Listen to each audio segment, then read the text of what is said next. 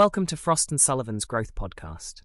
In each episode, we take a deeper look at transformative shifts shaping global ecosystems, from industry megatrends and technology innovation to evolving customer expectations. Today, we're exploring 5G transport networks, the evolution of front-haul to backhaul networking technologies, unpacking where the next wave of opportunity is unfolding and what it means for future-ready businesses. When people talk about 5G, the spotlight usually falls on spectrum auctions, radio access networks, and record-breaking speeds. But here's the underlying truth. None of that matters if the network behind the radio can't keep up. Think of 5G like a supercar. The radio is the engine, but the transport network, the front haul, mid-haul, and backhaul, is the road system. And today that road system is being completely reimagined. As 5G adoption accelerates worldwide, attention is shifting away from just the radio access network toward the entire transport fabric, often called X-haul. This is where ultra-low latency is enforced, where gigabit speeds are sustained, and where billions of devices, from factory robots to connected ambulances, are coordinated in real time. Unlike earlier generations, 5G transport isn't just moving traffic from point A to point B. It has to guarantee timing, synchronization, and deterministic performance, consistently and at scale. In many ways, the success of 5G will be decided not at the radio layer, but in the transport layer most users never see. So if transport networks are now the invisible engine of 5G, are they really built for the load they're about to carry? In 3G and even 4G, backhaul networks had a relatively simple job. Traffic was aggregated, latency tolerance was forgiving, and most intelligence lived centrally. 5G breaks that model entirely. Centralized and virtualized RAN architectures push new responsibilities into front-haul and mid-haul. Functions once handled locally are now pooled, virtualized, and distributed across the network. This means transport links must support strict latency budgets, nanosecond-level synchronization, and consistent performance, even during traffic spikes. Add in applications like autonomous vehicles, telesurgery, industrial automation, and immersive media, and the margin for error disappears. A few milliseconds of delay isn't an inconvenience, it's a system failure. This is why deterministic networking, precise timing, and network slicing are no longer advanced features. They're becoming table stakes. Transport networks must guarantee performance, not just deliver best-effort connectivity. The question then is, which tools and analytical frameworks will help you determine effective ways to upgrade your organization's legacy transport networks? For decades, transport infrastructure vendors had a predictable customer base, communications service providers.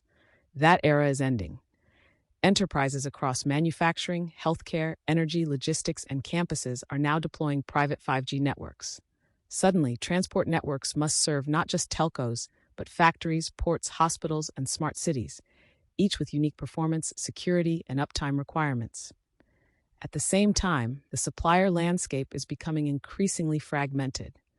Hardware-centric, vertically integrated solutions are giving way to software-defined network functions, open interfaces, and startups that specialize in critical capabilities. Multi-tenant infrastructure models and shared assets are becoming viable, forcing incumbents to rethink pricing, differentiation, and go-to-market strategies. Transport is no longer a closed ecosystem. It's evolving to becoming a more competitive and modular one. The question this raises is your 5G transport strategy evolving fast enough to support transformative forces like network slicing, automation, and multi-vendor ecosystems? 5G is, at its core, a more software-defined technology. The core network moved first, virtualized, cloud-native, and automated. Edge followed. Now transport is next. Traditional IP/MPLS-heavy architectures are being augmented or replaced by software-defined networking. This shift allows dynamic path optimization, real-time traffic steering, and automated provisioning across front-haul, mid-haul, and backhaul. Timing and synchronization, once handled by specialized hardware, are now being integrated into software-driven transport designs. This enables entirely new business models, including network slicing as a service and usage-based transport pricing. Consequently, transport is no longer just infrastructure. It's becoming a programmable platform, one that can be monetized, customized, and scaled on demand. Now, capacity demands in 5G aren't incremental, they're exponential.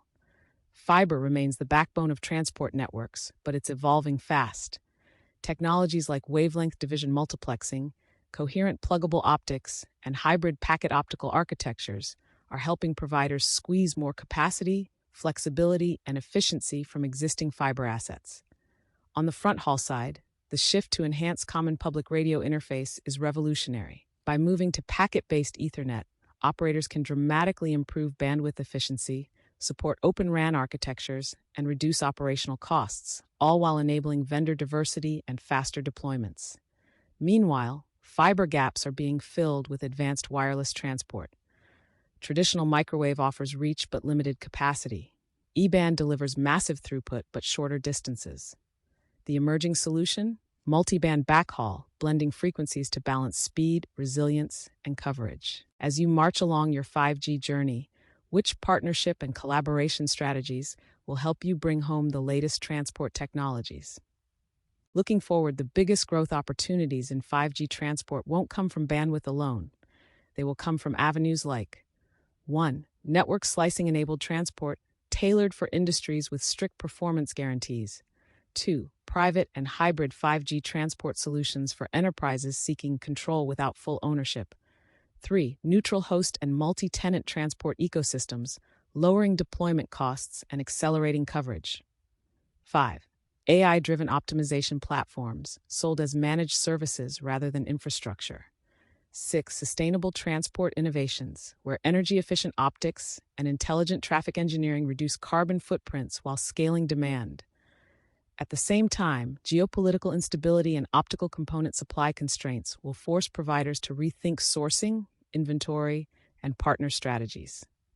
Ultimately, the winners in 5G transport will be those who collaborate across CSPs, hyperscalers, enterprises, and vendors to co-design shared, flexible, and future-ready ecosystems.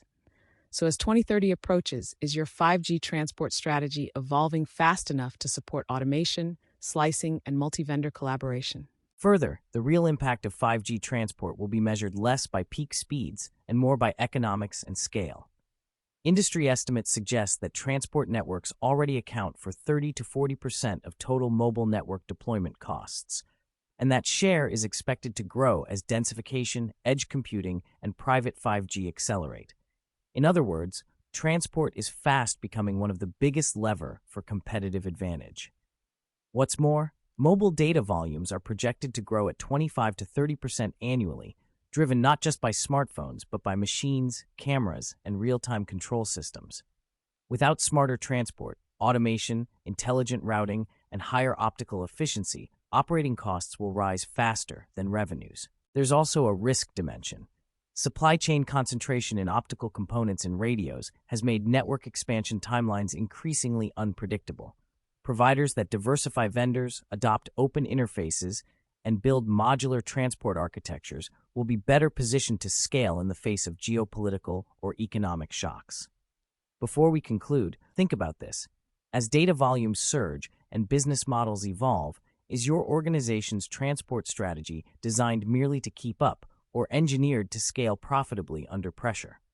Thanks for joining us on Frost & Sullivan's Growth Podcast. For access to our research, competitive benchmarking, and best practice frameworks, head over to frost.com or email hello@frost.com. We'll be back soon with more to help you stay clear-headed and growth-ready.